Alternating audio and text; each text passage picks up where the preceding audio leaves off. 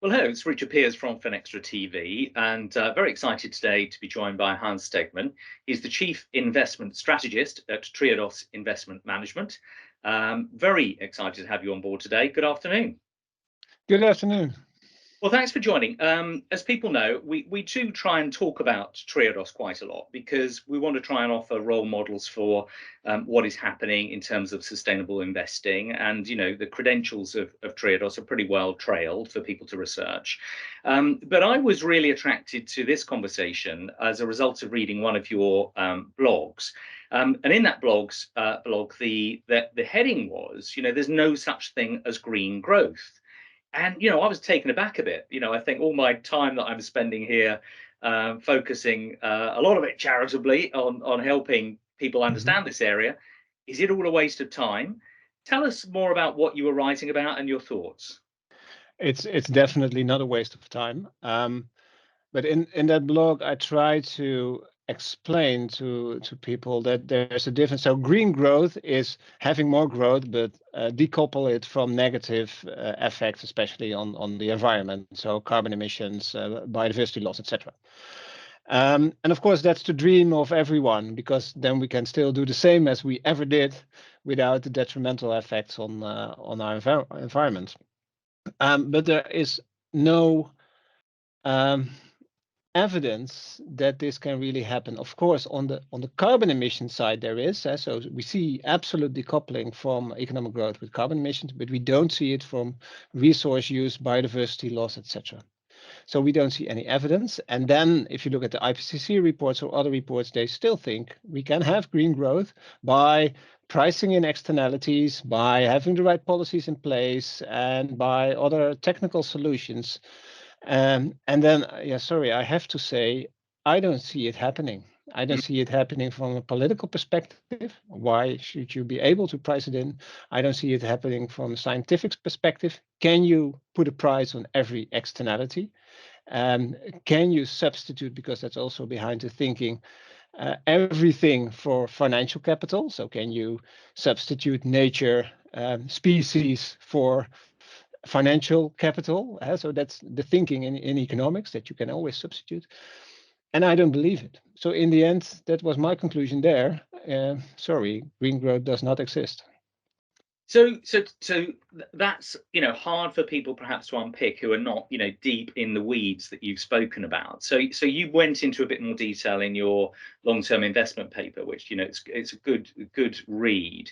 But there you talk about steady state, business as usual. You talk about circular economy, which I know you're also a critic of to a certain extent. But can you give us some examples of this? If you like, good green growth, if I can put that preface on it, and some examples of circular economy which you would feel are going to be respecting the planetary boundaries. Yeah, we always have to differentiate, and that's also what we try to do in that long-term investment outlook, between the macro level, where you say on a macro level, growth is there is a limit to it, and they're called planetary boundaries.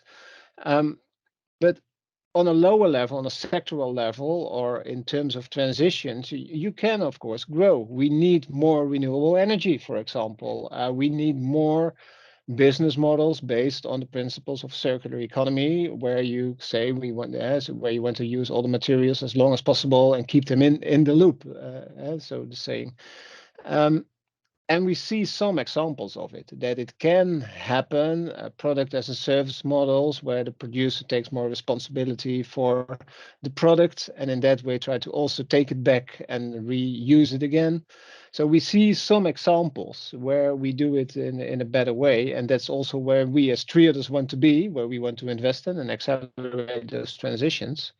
But then still, on a macro level, it holds that we cannot grow forever. And that leaves only one conclusion open, that some sectors need to shrink dramatically. And that's so there are always, so people think if you talk about green growth is impossible, you cannot grow forever, that it means that you think that all will go down the drain. No, an economy is dynamic. So it's always a dynamic, complex process. where you have growth and decline always. It is always creative destruction, as Yeah. we've called it. And there's now only one thing differently compared to the past, and that are these planetary boundaries, which makes it unescapable that some sectors have to decline, not because of only the economic process, but also our planetary boundaries. So in the past, we all know the sort of blockbuster Netflix, and you speak about transitions and transformations, and I suppose digitization is a transition, and the whole digital transformation of an industry, like from blockbuster to Netflix, is a deep transformation. If I'm understanding your sort of your paradigm there. The difference you're saying is, okay, that's an economic and a business model, but with the planetary boundaries, that adds an additional dimension. Have I understood it correctly? Yeah, what we talk about are sustainability transitions.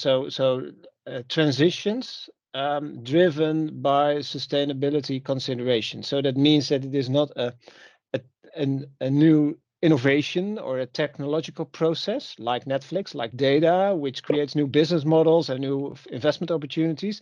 It is, let's say, an external pressure that wants to create a transition, and that's complex from an economic sense, because it's not efficiency which drives the transition, which normally is. It's innovation, it's efficiency.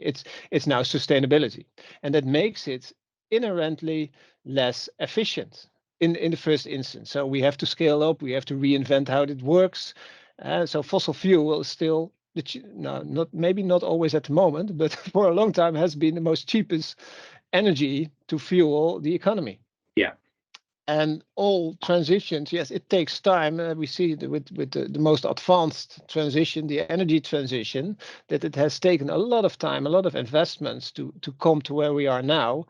And now we're scaling it up partly, but we're still not there. We're still trying to find substitutes for fossil fuel, for airplanes, for ships, etc. So we're still not there, and that's what I mean by a sustainability transition. So not a normal economic transition, which is driven by innovation, but it's purposely driven by sustainability considerations. Right. And so if you look at an example, I suppose, like farming, agricultural sector, regenerative farming, you can potentially, rewilding and ways of using a sort of more of a mixed economy in there. Is that closer to some of the practices that you're thinking about? Yeah, it's also one of the extreme examples, I would say, of a sector which is very unsustainable but very efficient in Hmm. how we produce food. Is and taken in the Netherlands, it's very efficient what we did, but it is also very unsustainable given the Yeah. discussion we have in the whole of Europe. So and also the challenge we have is then at this moment very difficult, because we need to find new regenerative business models also for agriculture. We need to renature, rewild the environment. And if we want to do it only based on efficiency, this is impossible. Yeah. Because this was efficient. Yes, so, exactly. so, Yeah. so, so, so that's on the one hand, we need to internalize those externalities. So the negative effects need to be priced in some way. But to cross that bridge, to come to a transition, you probably also need the government to step in to Mhm. make more sustainable business models more attractive, not only by pricing, but probably also by subsidies and other stuff, because the private sector will never do it, because private sector is only driven by efficiency and short-term gains. And so when you take things like the Dasgupta review in the UK, which obviously spoke about the economics of pricing in these externalities, and you spoke of your sort of skepticism of the private markets doing that, and obviously in an inflationary cycle, that's only going to drive prices up. So that's not going to be palatable for governments to invest in. Particularly today, we've just had a new prime minister who's talking about growth and perhaps on the hustings rejecting some of the green principles that were discussed. How do you practically square this circle of it's policy and public money is not necessarily going to arrive? Yeah, I think there are at least two solutions for that. The one is that what we try to do as Triodos for our whole history, to show bottom up that you can make a difference by putting your money in other initiatives, in more sustainability driven entrepreneurs. So that's the bottom up showing that it is possible. But we have to be honest, it's rather limited. So we are sustainable and we do it for a long time, but we are not, let's say, not the biggest bank in the whole sector. So what you need, on the other hand, is also government stepping in. At this moment, not, let's be clear, not with pricing in externalities. So putting an extra price on your meat or on your energy bill this time is impossible. That's politically unfeasible. But there is, of course, another solution, and that's giving subsidies. So creating markets, more sustainable markets, by also investing in the alternatives. And also for the long term, this is also from an energy perspective, but also for agriculture, this is the best way to do it, because then energy is the most easiest example. If we now create more investments in renewable energy, we are more resilient for our future, not only politically, but also in terms of our commitment to the Paris Agreement. So normally, economists would advise pricing in externalities, because then the markets will solve it. Yeah.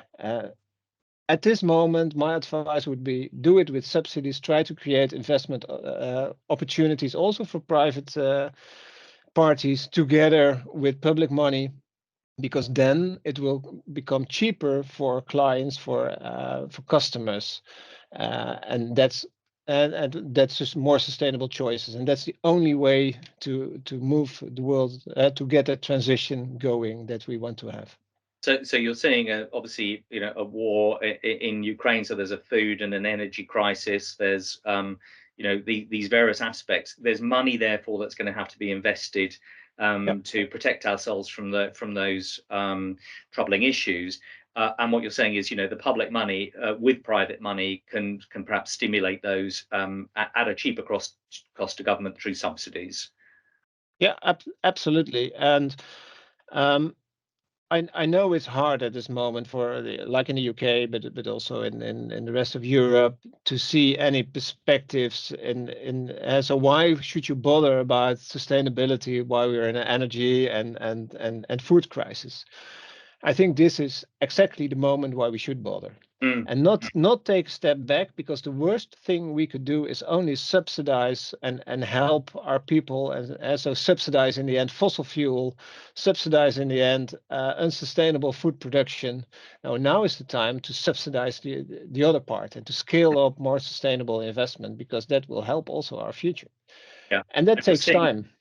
And you're seeing with in America with the IRA investment, I think that's the approach that they're trying to take there, isn't it? Which is a stimulus, which also actually is anti-inflationary through its naming, but also largely investing in these areas.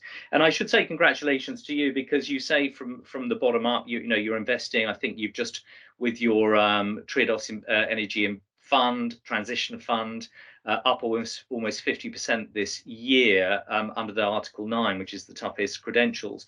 So as you say, demonstrating through your own actions that they're in these targeted areas, that there is growth, but it is not, what you're saying is it's not green growth, you know, at any cost, under any guise. You know, it's got to be specific.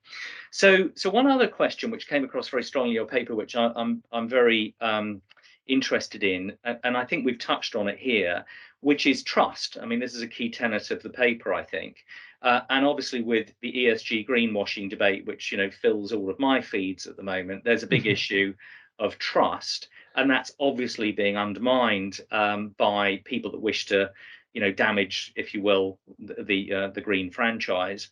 How do you in this world engender trust, evidence the trust that the things you're talking about are actually working? Because we need you to be successful and people like you, so that others copy you. Yeah, this is an important question, also a difficult one, to be honest.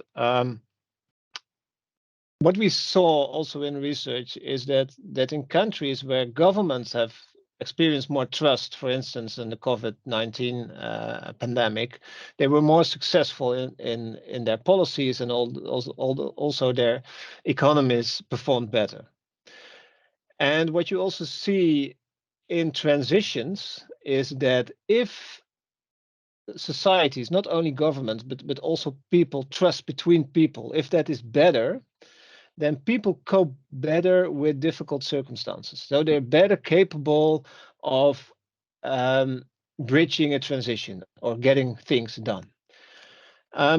One essential point for trust is that people are transparent, that you have a culture, and that's difficult, especially for investors, but that you have a culture that embraces, on the one hand, change, but on the other hand, trust without knowing each other, that you trust that it will be okay. And that, if you translate that to the financial sector, and given that 14 years ago we had some kind of a financial crisis, that makes it very important also for financial actors to be able to be trusted, so that people feel welcomed and they think our money is used in the right way. That means also transparency. That means also trying to have a good relationship, so a more, not only a client relation, but let's, how we see it at Triodos, a values-based relationship, so that you are aligned on the values. And that's the way in the end also to steer your money with trust. So trust with your investees, with your investors, and then to move the needle a little bit forward. This might sound very academic, but in the end, bottom line is trust between peoples. Also, our relationship managers with our clients, if you trust each other, you can do more. You can handle uncertainty also in terms of investment. In the end, it's all about trust. Yeah, I mean, I worked for a very large software company that was not trusted, subject to antitrust regulation. But it went through this whole, long 10-year period of understanding that trust was at the heart of this, and knowing that you couldn't just talk your way out of something you behaved yourself into. You actually had to display those credentials over a very long period of time. And I think to a large extent they've turned that around, and they are a trusted organization now. But it is a long process, isn't it? And people need, we need to construct a sort of a positive future, scenarios that people can believe in, politicians can get behind, people can trust in, and that sort of, it needs to be concrete and credible. So to sort of leave it with you, Hans, what are we started with green. What do you mean it's not possible to grow? You've taken us through some detail. Summarize for us, what's the message of hope, if you like, for your customers, your employees, and politicians? One message of hope is, if you look to the past, the biggest changes, so in my words, transitions always happen when the pressure is high. And then we see the innovation of people, then we see that there are options to do things differently. So my hope is in the imagination of ourselves, so that we can think beyond capitalism, beyond growth, and we say our future is not dependent on growth or whatsoever. Our future is dependent on our trust and what we want ourselves. And if we want to have a livable planet, it might require drastic choices, but I think we are capable of it as humanity.